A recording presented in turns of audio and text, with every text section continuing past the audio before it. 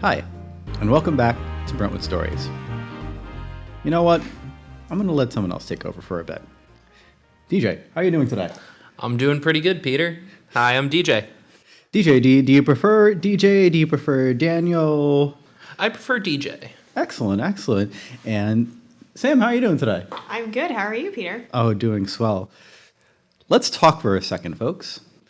I'm going to be stepping away from the Brentwood Stories podcast for the time being, and I'm going to let my fine colleagues here take over the show for me. I do hope you enjoy listening to their stories as much as you did mine, and I wish them the best moving forward. So for my colleagues taking over, did you have any questions for me or anything I can... Yeah, so let's get started with some of the questions we prepared. So, Peter, how did the Brentwood Stories podcast originate? Well, we started the Brentwood Stories podcast way back before the pandemic. I think it was, my goodness, I need to check the year on the exact one. It was either 2018 or 2019 that we started the podcast. Originally as kind of a spin-off of the Brentwood Historical Society. They were nice enough to give us a very generous donation in order to help us found a podcast and help forward the story of Brentwood history. And it was really a great contribution to the library. And after that, we really just took it on our own. We found some interesting pieces of Brentwood history along the way. And with the help of my colleague, Peter Ward, we really hit the ground running with their podcast with some excellent programs such as Entenmann's Baking Podcast, the Voting Rights Seminar with Zebulon, some of Peter's own local history programs, which are always very interesting.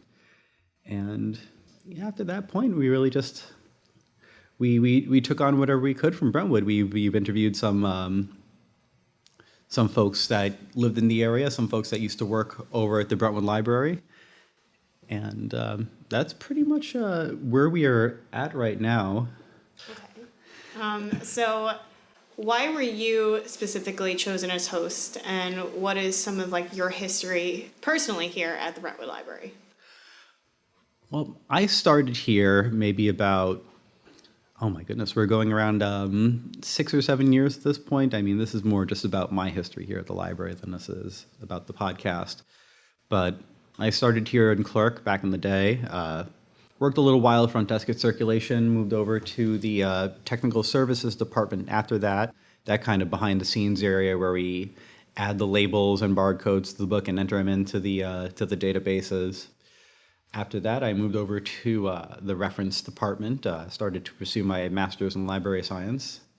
And during my time at the Reference area, they just asked for me to jump onto the podcast as someone with a manageable level of technical ability that could handle the equipment and also just provide another voice to the podcast, helping out Peter, our local Brentwood historian, and eventually just branching off and taking over a lot of the podcast. I don't want to say taking over because it's just like that me and Peter were just we had a lot to do, and we just ended up I ended up working on the podcast more, and he had his own little projects to do on the side, but we still collaborated moving forward. Mm-hmm.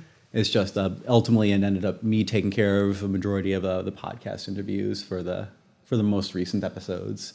I've also had some opportunities to work with Celia Vollmer, who will help you out with some other interviews over here, some of the page and former employee interviews at the library. So I've had an opportunity to collaborate with some other librarians on the podcast, and had a nice little privilege of being able to make it my own for a bit. All right, and so now that you're going to be stepping away from the podcast, where your new focus is going to lie? Oh boy, well they have a lot of exciting things coming to the Brentwood Library at the moment. In particular, we're going to be founding our we actually are in the process of getting our new makerspace up and running. And that's going to be a facility where library patrons can come in and work on their own crafts, whether it be sewing, 3D modeling and printing, any other 3D design on the computer if we can help out with that, and really any sort of creative craft that you might have that we can assist with. We're going to be opening up a makerspace for you to come in and work on that, and hopefully bring some great new programming based around that space to you as well. At the same time, we were also working on our brand new Library of Things, which is a very interesting program where we lend out less traditional items. Aside from the books and media that you might expect from the library, we're also expanding our collection to bring you a whole new slew of useful items such as outdoor games, household tools, fishing poles, video games, all coming to the Library of Things. And it's looking to be very exciting. We're also adding on some new items for the fall as well with the help of my fine colleague, Daniel, Yep. DJ. Yep, right here. So, yes, you can even go onto our website right now and see some of our latest offerings for the Library of Things, and we hope you check it out and enjoy. All right, so let's talk a little bit more about Makerspace and Library of Things now that we're on the subject. So I guess me and you can go back and forth and say, what are you most looking forward to in our Makerspace and in our Library of Things collection? What am I most looking forward to in the Makerspace? The 3D printing that we're already having in there is very exciting. Getting to know the current 3D printers that we have in there, the Prusa and the Ender 3. I actually spent quite a lot of time getting to know those machines as I built them myself once they came in. One of them came a little bit more ready-made, but the Prusa came in a little kit that took me quite a few days to assemble. So I spent a good time getting to know that one. So 3D printing quickly became a little bit of a passion for me. So I am looking forward to some of the newer 3D printers that we're having coming into the facility. We're going to be having some very nice resin printers coming in, which do some really great high-quality work. The scale is a little bit lower than our regular 3D printers, but the kind of details on the figures you can get are really staggering, and I think it'll be exciting for our gaming groups when we can print them little minifigs, and just for a whole slew of other projects where we can just take advantage of that exciting new technology. Hopefully we can get in some other cool high-tech gadgets in pretty soon. There has been rumors floating about of laser engravers making their way into the Brentwood Public Library, and I'm excited to hear of that rumor, and hopefully I can help that on its way as soon as possible to maybe make that a reality. So you mentioned the 3D printers. So how exactly do patrons get access to those? 3D printing, you can submit a 3D printing request to the Brentwood Public Library website. Under our main page, I believe it's under How Do I? But yes, you can go ahead and submit a 3D printing file over to the Brentwood Public Library website. And we just ask that you review some of the guidelines for submitting a 3D printing model. We do have a preferred file format. If you have any questions of that, you're more than welcome to go ahead and ask myself or any of my librarians for any assistance with that. They might forward the question over to me, perhaps, if it's a little bit on the technical side. But usually we would just have you either create your own 3D model using some of the modeling software that we direct you to over the website. For example, there is the Tinkercad online 3D modeling program that you can use in order to make your own 3D models. We've had technology instructor Jonathan Green come and teach a few courses around Tinkercad and show some really cool tricks. I believe our last project we had, John showed everyone how to make those little IQ tests out of a 3D model. That, if you might recall, when you were younger and you went on road trips, you'd go over to a roadside cafe and they might have these little IQ tests that were a board with pegs in it, and you would take the pegs and you would try to basically clear the pegs by jumping them, and the less pegs you had remaining at the end, that would basically give you your IQ score. And we made nice little 3D models of those using Tinkercad, and we're also having an upcoming project where we'll be making birdhouses using Tinkercad and printing those out using our 3D printers. Looking very good. I feel like I trailed off from the question a little bit there. It's okay. So cutting back to about the makerspace, I'm definitely looking forward to possibly the laser engraver that we've spoken about. Oh, yeah. Have been looking into. I believe that will be a very fun tool for patrons. Our 3D printing. I'm very excited about the resin printing because this is going to bring a higher quality to some of the prints that we've been doing. So to continue forward, what about one object in the library of things that you're most excited for? The fishing poles I'm excited for just because we put a lot of work into them, researching different areas to fish, different kinds of fish that you could do across Long Island. And that was fun. It was very much an educational journey for me. I did a little bit of fishing when I was a kid. I think a lot of us have this story where maybe like their parents or their grandparents took them out fishing. And they took care of everything. They would just hand you the pole, have you cast it off the side of the boat, take care of the fish for you. And we kind of want to, maybe bring a little bit of that experience to our library patrons as well, where we can go ahead and we can give you the tools to do a little fishing somewhere nearby and really enjoy a great outdoor activity. Yes, I'd also like to remind people that you do need a license to fish. Yes, that will be important. We'll go ahead and we'll give you all the information about where you can pick up that license. The fee for one, as I was looking up, isn't really too unreasonable. I believe you can pick up a fishing license for a year for about $25 from what I saw. So it actually depends. So the freshwater Oh. license is $25. No, you're correct. But the saltwater license is free. You just have to register. Whoa, okay. I didn't get to that part of my research yet. Yeah. We will include these in a blog post to follow the release of the fishing rods. Another item that I am excited to see join the library of things, and something we'll also be adding to the makerspace as well, are our sewing machines, which is another area that I haven't had a lot of experience in the past, but as a new and recently new, I guess is what they would call recently new homeowner, I have taken a little bit of interest in some of these more practical crafts that'll help you out around the house as well. So I am excited to, I've done a little bit of research with the sewing machines already, purchasing them, seeing what equipment you might need. And I'm excited to just see them be employed, maybe learn a couple of tricks regarding them and, maybe help myself out around the house in that regard. So what are you interested in sewing, Peter? Probably a lot of the clothes that I refuse to get rid of because I just love them so much. So that came up a lot when I was moving recently, where you have to do the piles of clothing. What are you going to keep? What do you want to throw out and never see again? I hope I'm not the only one that just has like a few clothes that maybe they just have like, a tattered seam there or just a hole there that maybe you just don't want to get rid of for one reason or another because, darn it, it's still good. Clothes are expensive. Oh, yeah, it's coming up. And, I think I have a few coats with some buttons that I might want to mend as well. I don't think I necessarily need a machine for that, but I could use a few lessons. Perhaps we can add sewing kits themselves. Ooh, yeah, that would be exciting. And for any other suggestions that anyone listening may have, we do have a suggestion box in our lobby, and we would be glad to get any suggestions you have for the Library of Things or the Makerspace. So I guess now we can move on.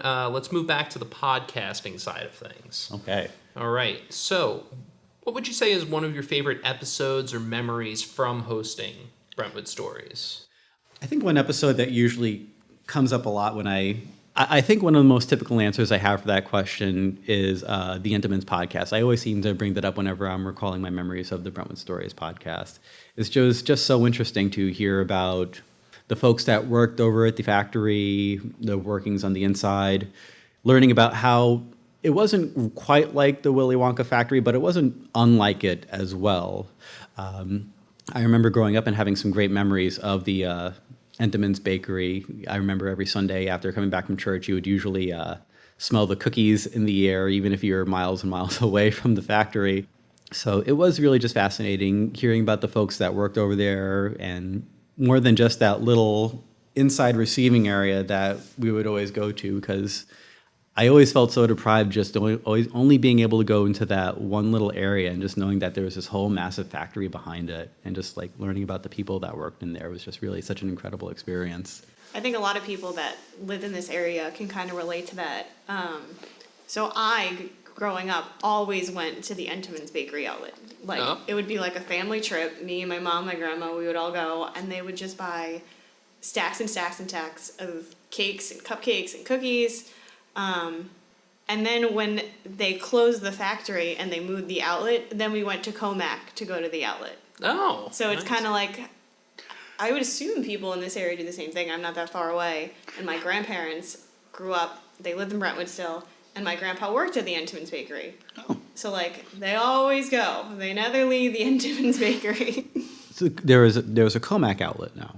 It recently closed, actually. So that was, like, the end of part of my childhood, actually. I do remember the Comac outlet. Is that over by where the Costco is now? Yes, it's right by where the Costco was. And it was the same thing. You could just buy cakes and cakes and cakes for a discount, and it was like my favorite part of my childhood to go. Now, one of my most salient memories from going to visit the Entenmann's Bakery outlet when I was a kid was you'd go up to the cashiers with your big stack of like bakery boxes and everything, and they would take it to like this machine that looked like basically like an airplane propeller turbine. And they would like put it inside the middle of this barrel, and this arm would like wrap around and put a bunch of twine around it for you. Did you have that when you were going to No, the factory? I remember they had like yellow lines on the boxes, and that meant that they were supposed to be at the outlet. Yes. And we would leave like 3-4 bags. Like we would go before like Christmas, or if we had like a big barbecue, 4th of July, where we needed 30 Entenmann's cakes for all the people that were coming over. That's funny. Oh man, yeah, I remember the line code. They had the yellow lines. I think there were red lines and maybe black lines as well. All right, so your favorite is Entenmann. What would you say is your second favorite memory? Well, I don't want to really like it.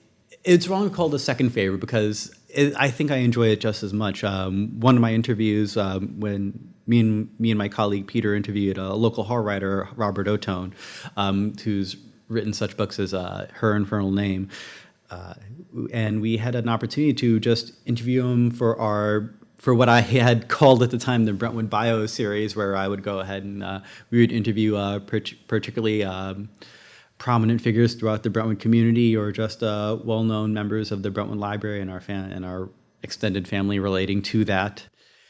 And we basically interviewed Robert, his background here on the island, his history as a local broadcaster for the high school, learned some really interesting facts about his family, who was also deeply involved in broadcasting. It was a little bit of an Otone tradition to run the local radio station over there.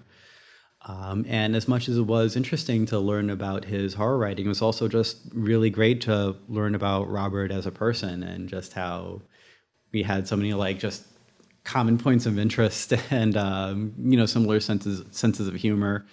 So it was really just one of the more fun conversations I think me and Peter had, and it didn't always stay on topic for the entire time, but I think that really added to the process, where we just really got engaged in all these great little conversations with Robert and the back and forth.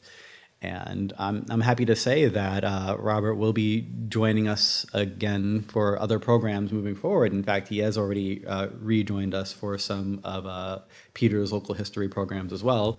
And yeah, we hope that you can come on by, see Robert, see myself for some of those programs.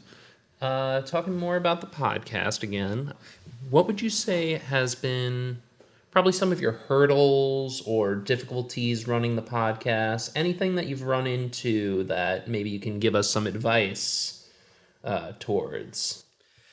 Oh my goodness. So if I was going to give any advice, what kind of advice would I give? I'm just trying to think of what kind of challenges I really had doing the podcast. I think a lot of the challenges that I encountered doing this were actually, to be honest with you, kind of personal, because I've never been the most conversational type of person. I hope that hasn't carried over too much into the conversations I've had while doing this podcast. But I've always been a kind of matter-of-fact kind of guy. You ask me a question, I give you an answer, and wham, bam, thank you, man. That's the end of it for me. So I'm really hoping to, during the course of the podcast, I really hope that I worked and improved on that, and worked on how I can communicate better with folks. So that's been one of my personal challenges, but I'm gathering that doesn't really help you guys out too much. And there has been other challenges for this. One of them, to one degree for me is also kind of related to that, and that is trying to reach out to people and getting those interviews to happen. I've always been kind of a shy person. I don't want to go out of my way and bug people too much. So I'll ask someone, hey, do you want to come in for an interview? And they'll say yes. And maybe some time passes and maybe we forget to make some dates. And, I don't want to belabor the point and bug them over and over again. So that's something I've been working on as well. So just, learning how to reach out to people to make the connections to have those interviews happen is something that I've learned to work on a bit. Probably one of the more the more technical aspects of it have always been easier for me, just editing the podcast, putting it online for everyone to enjoy. And that's always been a big part of what I enjoyed about the whole process. So, it's probably, speaks to my nature that the social aspect of the podcast is the one that was the more challenging for me. But, somehow I feel, from the energy that I get from these great people right next to me, that I think they'll have a less of a problem with that. So I'm really excited to see what you guys are going to bring moving forward. And if there really is anything that I can do to help out with that process moving forward, please reach out to me and I'll be happy to assist. We'll definitely appreciate that help. Yeah, thank you, Peter. So let's go on a more personal note of what kind of podcasts do you listen to in your personal time, or has there been anything that you've found useful in listening to podcasts that you've brought onto the Brentwood Stories? I love that question. So one of my favorite podcasts, maybe the first podcast that I listened to growing up, was something called Hardcore History by a man called Dan Carlin. And really amazing podcast about whatever he was interested at the time about talking about. He would always introduce himself in the podcast by saying, I'm not a historian, I'm a fan of history, and this is us geeking out about history. And he would just go on these, what started as 30-minute rants, but eventually his podcast would expand to 3-hour, 6-hour stories, which were really incredible, about an array of different subjects. So he has some incredible episodes about the Punic Wars, about Hannibal crossing over the Alps, really great podcasts about World War II. One of my favorite episodes has to be Ghosts of the Ostfront. Now I'm just plugging this podcast shamelessly. Some other less educational but still very entertaining podcasts that I've come across. I always appreciated Penny Arcade's podcasts, their Dungeons and Dragons podcasts, other Dungeons and Dragons podcasts as well that I've seen have always been immensely entertaining for me. So I've drawn some inspiration, from some more serious areas and then from some maybe more fantastical places as well. Yeah, I always love myself a good Dungeons and Dragons podcast. I tend to find myself more on the true crime and horror side of things. Oh, yeah? So I tend to listen to Last Podcast on the Left, which pretty good if you want to learn anything about serial killers. We even have one of their books on our shelves, the Last Book on the Left. If you feel like learning a bit about maybe Ed Gein. Last Podcast on the Left is actually one of the podcasts that me and my fiance love putting on when we're taking long car rides. So whenever we go upstate, we'll put on one of their longer form episodes, and usually that'll be, some sort of profile about, a famous serial killer. And, or, they'll also, do their fun things about Bigfoot and alien abductions. I know most recently they had a 4-part series on Blackbeard. Ooh, we're still catching up on the back catalog, honestly. So we're going on for the classics, quote unquote, still.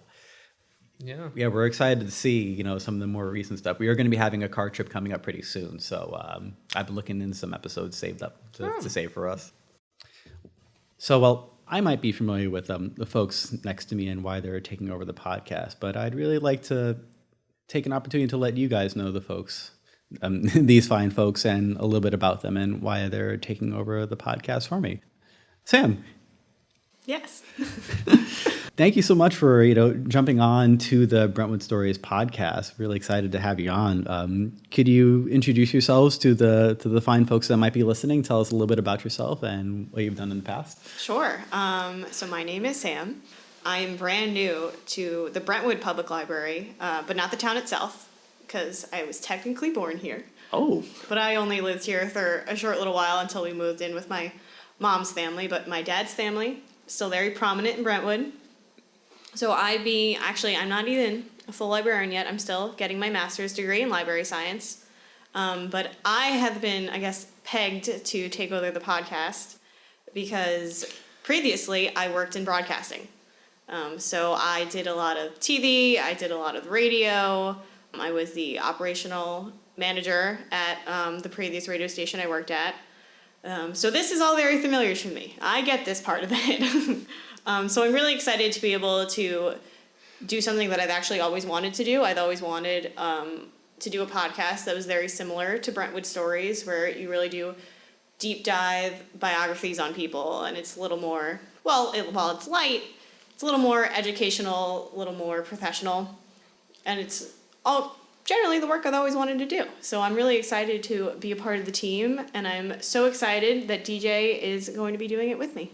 Absolutely. And as for my background on things, my professional career is 100% libraries. I've been working in the field for 12 years, and I've worked at so many libraries around Suffolk County that I've had a patron actually ask me if I was manufactured in a factory because he sees me at so many libraries. But my other background is I work with other artists and musicians doing recordings, and I'm very familiar with the recording background of things. There you have it, folks. DJ, Sam, really glad to have you guys on board. Looking forward to what you're going to bring to the podcast.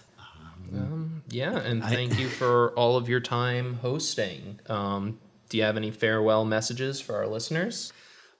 Folks, it's been really fun having you on, listening to me, listening to my colleague Peter and to my other colleague Celia and everyone we've had onto the podcast. Hopefully you don't think of this as an end and instead as a new beginning. And I, for one, am very excited to see where the Brentwood Stories podcast is going to be taken from here on out. I hope I've done a good job of taking care of this podcast and giving Brentwood history the respect that it duly deserves. And I'm really excited to see what's going to be going on moving forward with the podcast and seeing the great new ideas that DJ and Sam are going to be bringing to it. And I hope you all enjoy it as well. So again, thank you to all of you that have been listening. Thank you to the Brentwood Historical Society. So thank you to Peter Ward. Thank you to Celia Vollmer for joining me on some of those podcasts. And good luck to everyone moving forward, and come visit me at the library. Awesome. Well, thank you very much, Peter, for coming back and recording one final episode with us. Hopefully won't even be the final. Maybe we'll have you on again in the future. I'm here if you need me. Yep. And for the listeners, we're going to be releasing new episodes every month. We're going to try and have one set date for it that we'll be announcing in the future. And we'll see you around with our upcoming guests. Thank you all for listening, and take care. Are you interested in being interviewed on Brentwood Stories? Email adultprograms@brentwoodnylibrary.org for a chance to be featured on the podcast. That's adultprograms@brentwoodnylibrary.org.